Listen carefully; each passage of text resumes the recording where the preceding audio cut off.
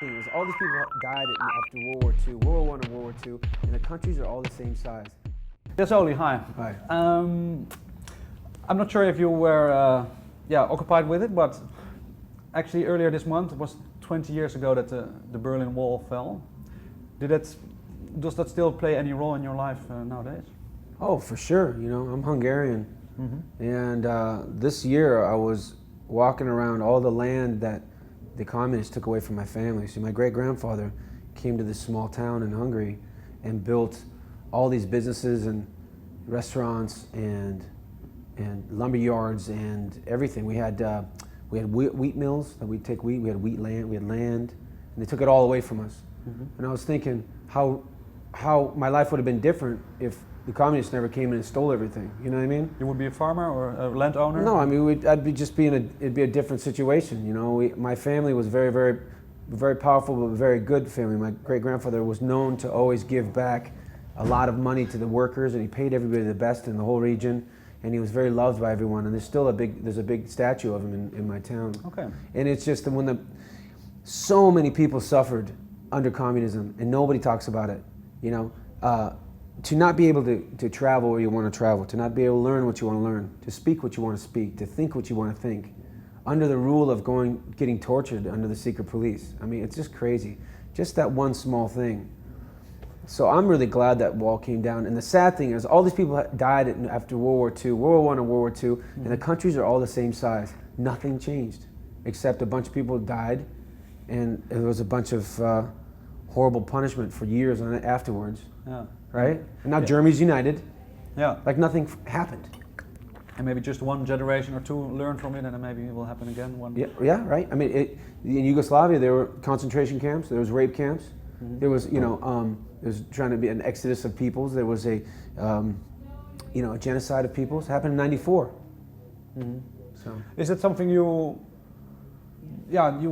try to bring in also in your music, these topics, to bring that awareness a little bit? Yeah, Aggression was the very first song I wrote in Ignite. It was about the Yugoslavian Holocaust, genocide. Poverty for All is about the whole communist concept. It's a great concept, man. Let me tell you, communism is a great idea. Everyone works the same, you work your ass off, and everyone makes the same money. But in the long run, what happens is it's pure capitalism. The guys at the top are the communists. They make all the money, and everyone else just suffers.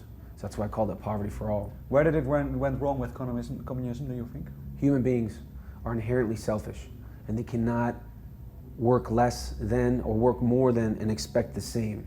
We're not good for nothing, usually, okay, which means like we don't do good things for free, you know? Plus, I don't want to work twice as hard as somebody else and get paid the same amount of money. I want to use my talents and my tools and work my butt off to take a step up a little bit, you know? So what happens is that whole communist ideology is perfect for people that want to say, hey, do it for the state, because I'm the state, and my friends here are the state. And so now the Eastern Bloc, Poland, Czech, Hungary, the old communists are in power still. They just changed their name. When did you live for some time in Hungary, or Yeah. Until what age? Till I was 7 or 8, but I moved back and forth a lot. Okay. You know, before I went on my first European tour, I was there 23, 24 times before 1994. So. Do you listen maybe to music that comes from the communist era from your country sometimes? I listen to Hungarian music because I can hear the undercurrent of trying to say, hey, there's a band called EDDA, E-D-D-A, that was like the Hungarian rock band. And they would talk a lot about the working class, but the real working class, the guys who, their teeth were rotting out because there was no healthcare system and stuff like that. And I listen to them. I listen to this band called Omega, who the Scorpions used to open up for, but Omega couldn't travel west, so the Scorpions took over as them. They would have been the Scorpions of the world because they were great. Because I found there were pretty much actually metal bands from that era in Hungary. Do you think, why is that? Because of this maybe little bit of anarchy towards the system, that it was a popular genre? Or? Well, if you look at the Irish, they rebel in music. Irish do a lot of music. The English do a lot of music. The Hungarians always had gypsy music, and they always kind of rebelled with their music. And the songs are always about something sad and working in hardship. But that's the gypsy music, huh?